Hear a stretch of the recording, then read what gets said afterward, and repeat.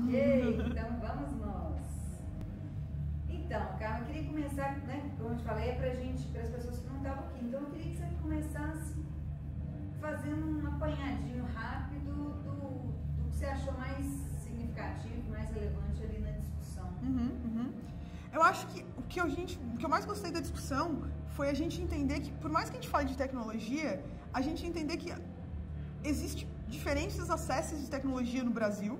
Tem gente que tem muito acesso à tecnologia, tem gente que nem tem acesso à tecnologia, e como de repente a Caixa ou como as empresas podem entender que elas, sendo detentoras desse acesso à tecnologia, como é que elas podem fazer o serviço, a experiência chegar nessas pessoas que talvez não tenham acesso à tecnologia, mas precisam do serviço. Eu acho que eu gostei muito dessa discussão, porque a gente para dessa coisa de, mas só de falar da tecnologia, só de falar que está todo mundo tecnológico, e a gente começa a olhar a tecnologia em como ela fazer escala para serviços e boas experiências. E aí a gente chega, eu acho que para chegar nisso a gente tem que passar um pouco pela educação, né? Sim, sim. Que era um tema, assim, eu acabou acho que nem falando tanto, nem assim. aprofundando tanto, então eu queria resgatar isso um pouco, assim.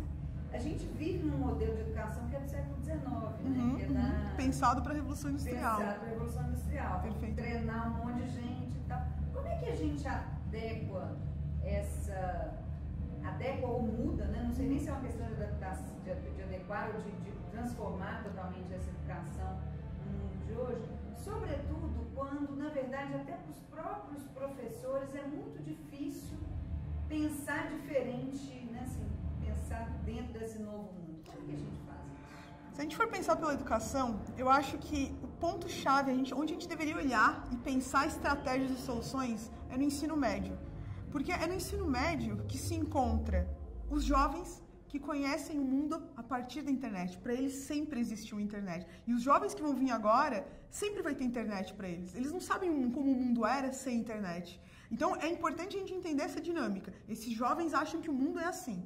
E talvez o grande problema é que muitos professores conhecem o mundo sem internet e com internet. E talvez a gente tenha que começar a entender que algumas dinâmicas, não adianta a gente ficar falando que não vai dar certo ou que não vai funcionar. A gente tem que lidar com o inevitável às vezes. Por exemplo, o jovem usa celular, ele consome celular. E para ele, parte do que ele aprende e do que ele vivencia pelo celular. Aí você entra na sala de aula, ele não pode usar o celular como uma ferramenta para estudar, para aprender mais. Sendo que quando ele sai da sala de aula, ele pode fazer isso. Talvez a gente tenha que começar a olhar para como as experiências estão acontecendo e como é que a gente pode modelar para que o aprendizado seja efetivo. Porque o fato é que conteúdo, ele já consome. Eu não vou ir lá na escola para consumir mais conteúdo. Talvez eu tenha que aprender a aprender para que eu comece a olhar para essa ferramenta, seja o celular ou qualquer outro device que a gente vai inventar, eu comece a usar ela como potencial para que eu aprenda aquilo que eu preciso aprender. E talvez a gente tenha que parar de focar em conteúdos, que foi muito importante na Revolução Industrial, porque eu precisava formar mão de obra rápida, e eu tenho que começar a formar pessoas que consigam lidar rápido com as mudanças, que consigam ser criativos, já que vai mudar tão rápido, e que consigam olhar para o outro e ter um olhar muito próximo de eu vou me colocar no lugar do outro para projetar coisas. Ontem no restaurante... O que eu fiz? Não, exatamente, vamos fazer isso aqui, ó. É que eu me empolgo, né? Eu não, fico mexendo. Na hora que botou o óculos, eu bagunçou aqui, mas tá tudo ok. Desculpa. Não, perfeito, amiga, não tem nada. Pronto, já pode continuar, tá? Então vamos lá. Eu estava te contando, ontem eu estava num restaurante, e aí o garçom falou comigo uma expressão que eu achei tão legal. Ele estava meio doente, disse, eu já olhei na internet o que eu tenho que fazer, não sei o quê, mas hoje a gente tem essa obesidade de informação, né? E eu achei isso máximo, porque realmente a gente tem uma obesidade de informação aí. E eu acho que parte dessa coisa, dessa nova formação é aprender a lidar com isso, né? No primeiro bloco eles falaram, se discutiu isso assim, mas a gente tem o mesmo acesso que qualquer outro. Mas o que a gente faz com esse acesso? O que a gente faz com essa obesidade de informação que está aí para a gente poder lidar, aprender a lidar com ela e não só repassá-la, né? Vocês tocaram na fake news. Como é que a gente lida com essa obesidade de informação? Eu acho que o segredo está justamente nessa coisa de a gente não saber lidar com a obesidade de informação e a gente não ter sido ensinado para isso. Porque se você pensar e comparar modelos, a gente foi ensinado a consumir um conteúdo que já foi filtrado, já teve uma curadoria. No momento que eu tenho acesso a tudo, eu tenho que fazer essa curadoria. Mas em nenhum momento alguém me ensinou ou eu aprendi a olhar para ela e filtrar. Que é um exercício, por exemplo, que o jornalista faz muito, porque ele aprende isso na faculdade. Talvez a gente vai ter que começar a olhar para umas disciplinas que parecem ser muito específicas e trazer para o conhecimento. Porque se eu tenho acesso à informação, o que eu tenho que aprender é como filtrar. E talvez a gente tenha tanta fake news no mundo justamente porque a gente não sabe filtrar. Porque tem aquilo que a gente comentou no painel. As pessoas... Por exemplo, se uma pessoa que eu confio muito na minha rede, de pessoas presentes, não de rede social, pai, mãe, família, amigo, namorado, se eu confio muito nessa pessoa e a pessoa compartilha uma informação comigo, um link, uma coisa que ela leu que ela achou interessante, eu parto do pressuposto que aquilo é verdade, porque eu tenho uma relação muito próxima com aquela pessoa. E aí eu assumo que eu tenho que interpretar aquele fato e eu começo a propagar aquilo. Então talvez a gente tenha que começar a olhar também muito para isso. Como é que o cuidado que eu tenho que ter, a responsabilidade que eu tenho que ter com as informações que eu propago, porque eu posso estar propagando uma coisa que não é verdade. E aí, as pessoas que eu influencio, porque de alguma forma eu sou uma micro-influenciadora, pelo menos na minha rede de pessoas, meus familiares, meus amigos, essas pessoas vão confiar naquilo que eu digo, porque eu tenho uma certa relevância. Então eu tenho que começar a tomar mais consciência que sim, não é só o influenciador da rede social, eu influencio a rede que eu tenho acesso. E se eu não começar a tomar cuidado com isso, a gente vai continuar tendo uma obesidade de informação, não saber o que é certo, o que é verdade, o que não é, o que é fato e que eu tenho que interpretar em cima disso, e isso vai virar um grande problema. Talvez a gente tenha que aprender, ao invés de consumir a informação, a como escolher a informação que faça sentido e que seja adequada. E a tecnologia, ela pode ajudar nisso? Porque, assim, na verdade, fake news sempre existiu. Ela se potencializou na medida em que todo mundo é produtor de conteúdo. Sim. Essa mesma tecnologia que potencializou o fake news, ela pode criar ferramentas para minimizar isso e para ajudar nessa seleção, nessa curadoria de conteúdo? Os grandes players do mercado, Google, Facebook, eles já têm ferramentas que tentam minimizar, porque isso, e não é eles não fazem isso porque eles querem ser legais e querem fazer, na verdade porque isso também afeta a marca deles, então eles precisam se preocupar com isso. O Facebook teve um grande case de vazamento de dados que afetou a presidência dos Estados Unidos, né, a escolha, enfim, e aí eles pararam de focar em produtos tecnológicos e voltaram para a coisa da segurança de dados, e olhar como é que eles vão construir essas informações. Aqui no Brasil mesmo eles barraram algumas redes, aí houve uma polêmica porque elas propagavam fake news, então tem ferramentas fazendo isso, tem empresas que estão focando nisso, de tentar construir o que é fato e o que não é. Óbvio que a informação pode ser, a tecnologia pode ajudar isso, mas vai ser sempre, o que a gente tem que entender é que a tecnologia ela não nasce sozinha, é a partir de nós, e é como a gente conduz ela. Então, assim, ela pode ir para o bem ou para o mal, e eu acho que a discussão que a gente está tendo na tecnologia nesse momento são as questões éticas, quais são os limites. Ainda mais com essa obesidade de dados gigantesco, o que vai acontecer quando eu, por exemplo, que trabalho com experiência de usuário e construo experiências, tenho acesso aos dados, consigo manipular de alguma forma ou construir uma experiência que faz sentido para aquele usuário. Mas até que ponto eu não estou tirando o poder de escolha dele? De ele pensar, de ele decidir falar, eu quero isso. Quando eu falo, não, para aquele perfil, eu acho que funciona mais isso. Se eu estou construindo isso, eu tenho que começar a pensar muito mais na questão ética e até que ponto eu estou criando coisas que talvez pareçam fazer sentido para aquela pessoa, mas ela não está mais escolhendo, ela está sendo conduzida. Então, eu acho que a questão ética talvez está sendo pouco discutida e ela devia ser olhada mais, principalmente quem produz tecnologia, quem produz serviços de tecnologia. O Facebook só voltou atrás, começou a olhar para as coisas dos dados, porque ele foi pressionado para isso. Antes ele não estava olhando. Então, a gente tem que começar, quem produz tecnologia, a ser mais responsável com isso. E a gente pode forçar isso, por exemplo, essa pressão sobre o Facebook que você está contando desse case.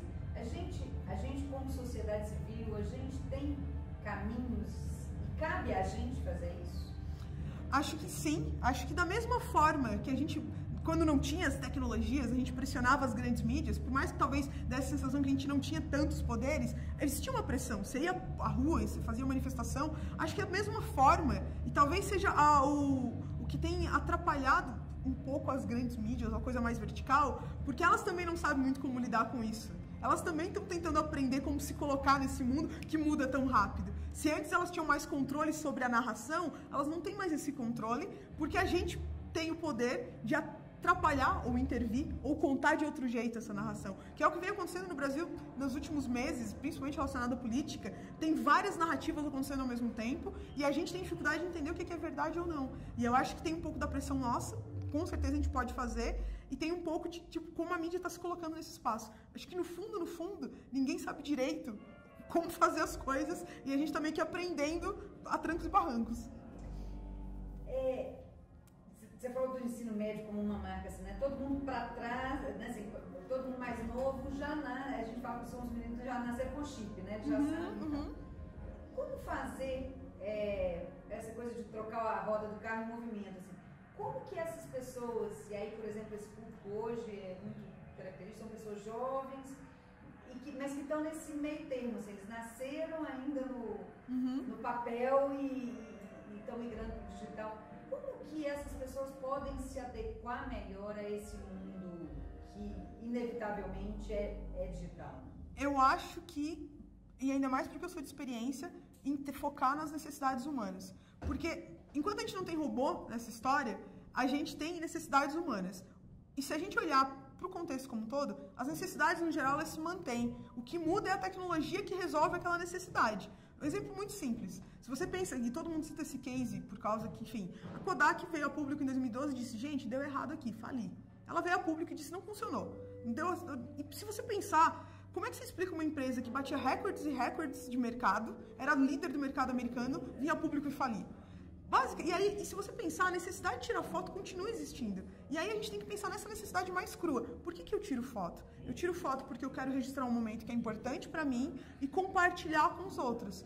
Quem entendeu isso muito bem, além do Instagram, e aí virou um outro problema, foi o celular. Porque se eu pedir para você tirar uma foto agora, você não vai tirar uma câmera digital, você tira um celular. Mas você continua tendo a necessidade de registrar aquilo que é importante para você, para mostrar para os outros, seja o seu filho que é um bebê, seja um momento importante da sua carreira, seja um diploma que você recebeu. Você quer manter aquilo registrado porque conta a sua história. Lá no início da fotografia, quando foi criada a fotografia, quando a gente não tinha fotografia, a gente registrava pintando. Continua sendo a mesma necessidade, a gente só muda a tecnologia. Uma época a gente pintava quadros, depois a gente usava o filme de 24 poses, agora a gente usa o celular que gera um monte de foto. Talvez o problema é que agora seja muito escalado e a gente perde um pouco o critério, a crítica. E aí pode ser um outro problema, mas a necessidade de registrar e compartilhar foi a mesma quando eu estava pintando um quadro, quando nem a fotografia existia. Então eu acho que olhar para a necessidade humana vai fazer com que você lide melhor com a tecnologia. Legal. Caraca, que ponto final, hein? Essa a gente vai encerrar. Mas eu vou contar umas coisas antes, assim, desse ponto final. Eu queria que você falasse um pouquinho do vídeo. Você falou, não sei se nem você chegou a falar, porque no começo eu estava aqui entrevistando. Não, teve pouco assunto sobre isso. Mas na apresentação você fala, né? Sim. De como é que é esse consumo de vídeo.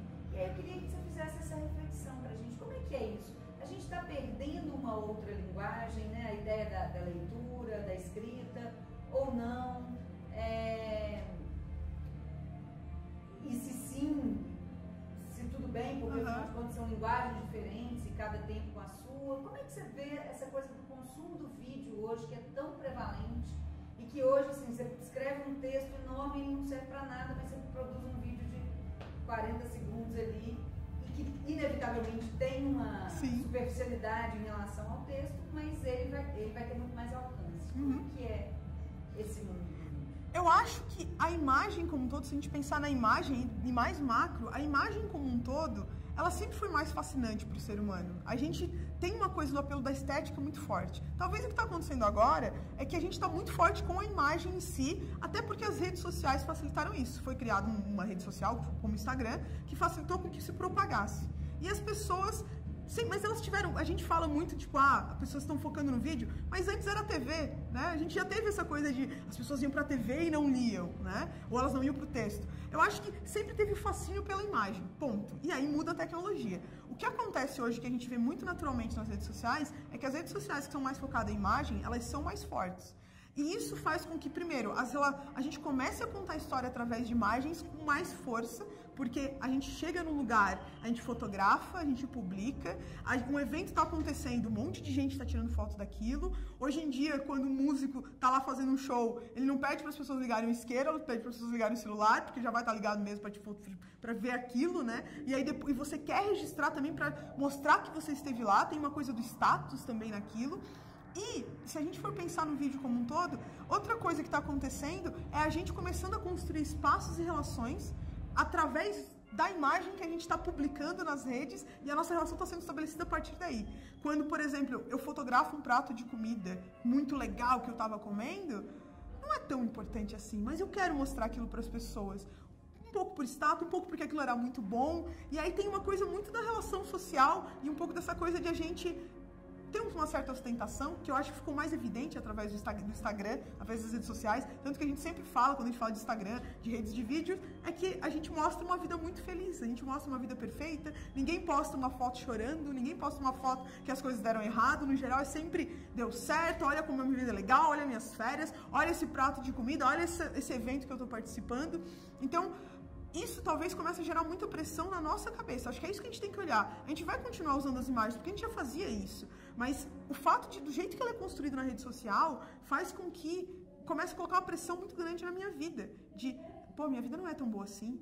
E a gente não vê esse outro contexto que não é tão bom. E aí eu começo a querer ter uma vida que talvez não seja a minha, ou que talvez eu nem tenha acesso. E aí isso gera muita pressão, expectativa, aí pode levar para o caminho das doenças, e aí a gente começa a ver uma população muito conectada, mas com muitas doenças relacionadas à depressão, por exemplo, a gente vê aumentos de suicídio, então a gente tem que começar a olhar para onde que isso está carregando a gente e por que a gente está fazendo isso. Talvez essa questão que estão discutindo hoje de tirar ou não colocar os likes no Instagram, tem um pouco essa coisa de proteção, tem um pouco um viés de negócio, mas como é que você se protege disso? Já que ela já está ali, já acontece, e pode, de repente, você ser super criticado porque você fez um post inocente sobre... Um exemplo meu, pessoal, eu gosto muito, quando eu estou viajando de férias, de tirar foto das pessoas, do convívio, de como as coisas estão acontecendo naquele lugar.